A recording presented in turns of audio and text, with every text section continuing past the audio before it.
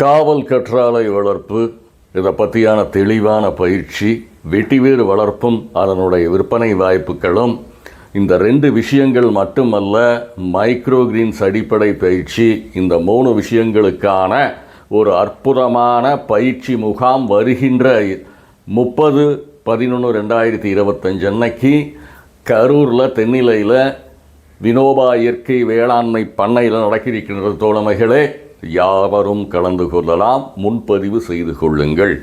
இந்த தொழில் திட்டங்கள் எப்படி இருக்குதுன்னா, எல்லாமே வேல்யூ ஆடட் ப்ராடக்ட்ஸு.